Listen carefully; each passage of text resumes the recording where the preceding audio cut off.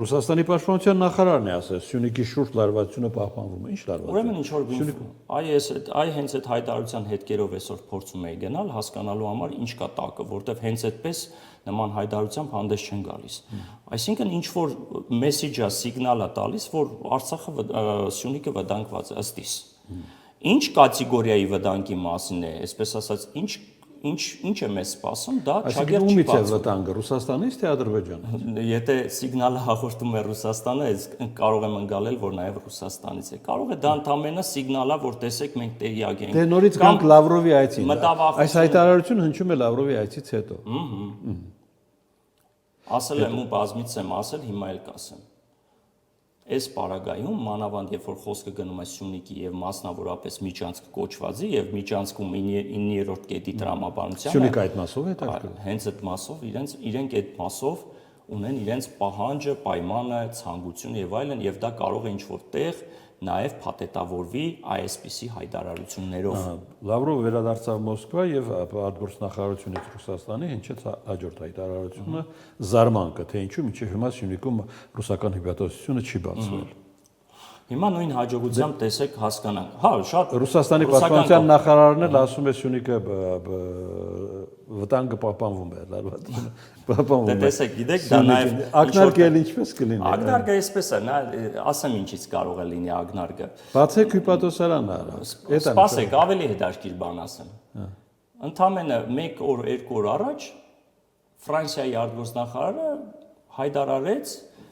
որ Գորիսում բացվելու է ֆրանսիական հյուպատոսությունը։ Ստացվում է Ղափանում կա Իրանի Իսլամական Հանրապետության, ստացվում է ոնց եղավ, որ հիմա մերը, որ առաջիններից էինք մենք ակնարկում, որ Կապանում ունենանք ներկայացություն, մինչև հիմա չի բացում։ Հետո գալիս է այդ հայտարարությունը։ Այսինքն նպատակը ռուսականն էլ լինի, թե ազդեցության գոտի, իրենք այսպես են պատկերացնում։ Տեսեք, դե հիմա Հայաստան, Ադրբեջան ենթադրյալ դերևս պայմանական սահմանին կանգնած են Եվրոմիության մոնիտորինգային գրուպան։ Ստացվում է Իրանը ունի Սյունիքում հյուպատոսարան։ Մենք գիտենք Իրանի կարմիր գծեր, դիրքորոշում, մոտեցում եւ այլն։ Մենք տեսնում ենք Ֆրանսիայի աջակցությունը։ Ֆրանսիան պատրաստակամություն է հայտնում։ Իրանը Հայաստանն է ընտրում, Ռուսաստանի եւ Եվրոպայի հետ կապ հաստատել։ Այո, Ֆրանսիան ինչ որտեղ ռազմավարական դաշնակցային հարաբերությունները ինչ որ մի խազ ավելացնում է, ընդ որում ել եմ ասում, դա բավականին լուրջ բան է, երբ որ դու հյուպատոսություն ես հիմնում, այսպես թեժ տեղում, հա, թեժ վայրում,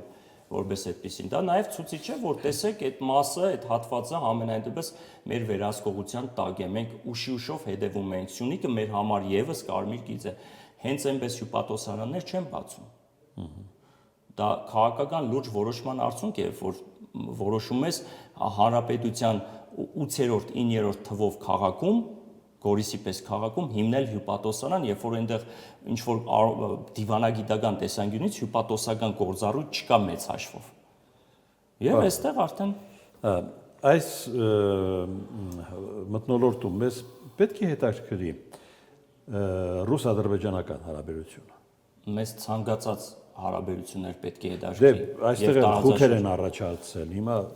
տեսեք, նույն հաջողությամբ կա որոշակի լարվածություն ռուս-ադրբեջանական հարաբերությունում, ընդհանուր շատ բավական, որի մասին նույնիսկ խնդրում եմ նաև ուսումնասիրեք Դուգինի հայտարարությունը։ Սրտաճմբլիկ հայտարարությունները ի զարմանս ինձ շատ անկեղծ, նույնիսկ ասում էր մոռացել եք ով տվեց Արցախը ու ոնց կարողացաք դուք։ Շատ անկեղծ էր։ Ես շնորհակալ եմ իրեն, որ նման ուր մնա մի քիչ այդպես անկեղծ էլի խոսեն։ Համենայն դեպս փաստը հետեւյալն է, իրենց մոտ եւս կա ճգնաժամ, մանավանդ գիտենք հայտնի այդ հերոստակայանների փակումը Բաքվում, այնտեղի Դոմ Մոսկվայի փակումը։ Երկու օր առաջ նոր կայք է, հերոսականալի կայք է փակվում։ Դա լարվածություն է, Ցարգրադի, բայց նույն հաջողությամբ պարոն Մնացականյան, հենց երեք պաշտոնապես Պուտինն է շնորհավորեց Ադրբեջանի անկախությանը, բարեկամության դաշնակցային հարաբերությունների, այո, ուզում եմ ասեմ, որ գիտեք, ախր այդ տիպի հարաբերությունները մագերեսային չի կարելի դիտարկել, դրանք ինչ որ քենապահությամբ, վրեժխնդրությամբ, դրանք քաղաքական կատեգորիաներ չէ։ Այսօր այսպես ասեց ինչ որ Բաստասիջան, մեկը այսպես, կա քաղաքական ուղեգիծ։ Տվյալ դեպքում շահերի բախում, համընկնում, շահերը որտեղ որ սուրանգյուններ կան, որը հարթվի, որը ոչ։ Այս պարագայում, բայց մի փաստը էս է։ Տարածաշրջանում, եթե ավելի գլոբալ, այս պահին Ռասկլադն այնպեսին է, որ ռուս-ադրբեջանական հարաբերությունների համատեքստում, եթե դիտարկում ենք տարածաշրջանը, հարավային Կովկասում այս պահին Ռուսաստանի դաշնակիցը Ադրբեջանն է, վերջ։ Ռուսաստանի դաշնակից։ Այո։ Հա։ Ընդ որում վերջերս շատ, չասեմ ինձ զինատեսակներ կրկին վաճառեցին Ադրբեջանին։ Այսինքն Բաքուն Մոսկվայից է ավելի հեռու, թե Երևանը։ Պատկերավոր։ Այս պահին, եթե պատկերավոր ասենք, Հայաստանի Հանրապետությունը առաջվա հարաբերությունները չեն մեղմասած, ավելի շատ շահեգան դիրքերում է Բաքուն։ Բաքուն ավելի կարողանում է դիվանագիտական հնարքներով, մանևրելով դիվանագիտություն վարել։ Ասում եք Ռուսաստան, բայց այս պահին Էրդողանն ու Պակիստանի վարչապետը այո, Լաչինում են, Լաչինում, Բերձորում, այո, ու գիտեք պատճառը։ Եկել են այն երկրների ղեկավարները, ովքեր այդ մի այլ խոսակցությունը հաղթանակի դափնիներն են վերցրել իրենց, այո, շատ պայմանական, բայց շատ իրատեսական բան եք ասում, այո։ Այնտեղ մի ուրիշ պատկեր է, պարոն Մնացականյան։ Եթե կուզեք, փոքրինչ ճագերտներ բացենք։ Ես ունեմ շատ լուրջ մտահոգություն այս մասով։ Եթե նկատել եք, դա թվով 3-րդ միջազգային օդանավակայանն է բացվում Արցախի տարածքում։ Բազմից եմ ձեր այդ զրույցների ժամանակ նշել, որ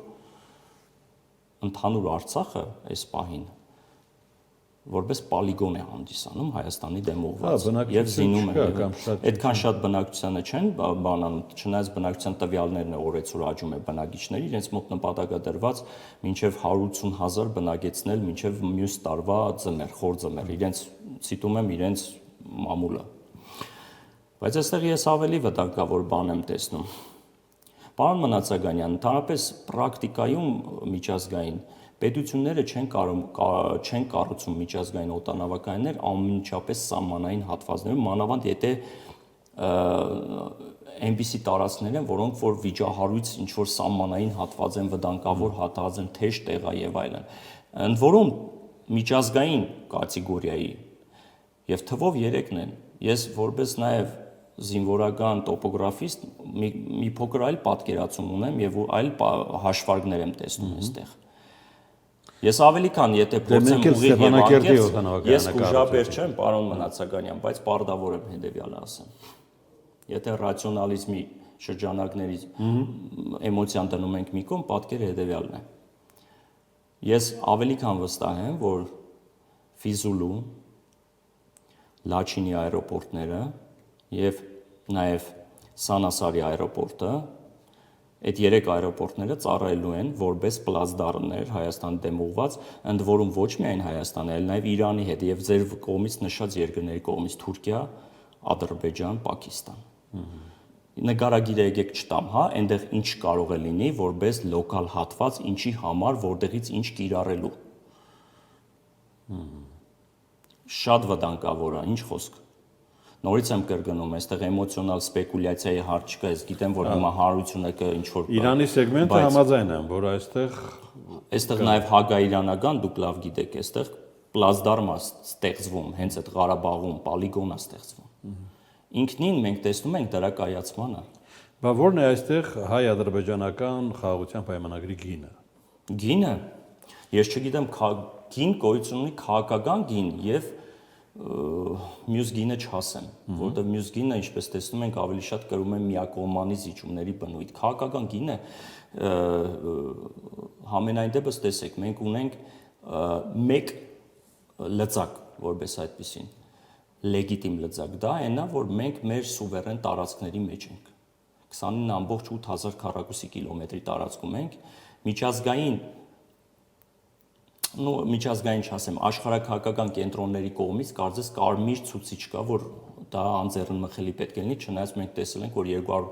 քառակուսի կիլոմետր տարածք հենց հիմա իրանց օկուպացված տարածքներ են, գիտեք։ Բայց ես կարծում եմ, որ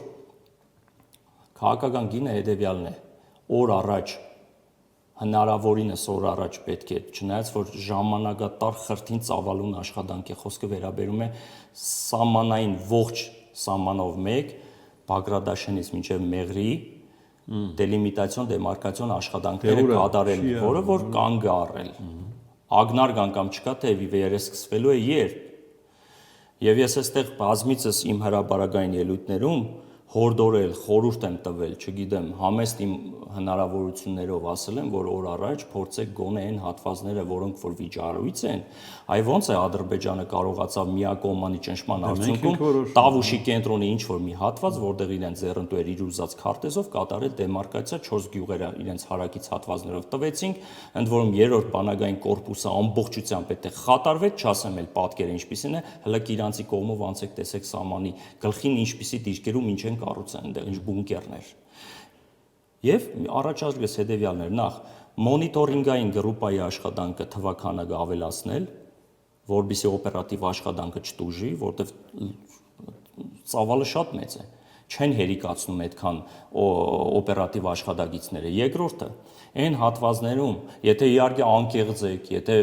մենք կարող ենք ասել, որ այս անգամ էլ մեր խնդրանք պահանջով թող լինի, եկեք որտեղ է խնդիր։ Կորնիձորի հատվածում է խնդիր, այնտեղ անենք, ներքին հանդում է խնդիր, այնտեղ անենք, Սոտքում կա խնդիր, գոնե ինչ-որ լոկալ հատվածներում կատարել դեմարկացիոն աշխատանքներ,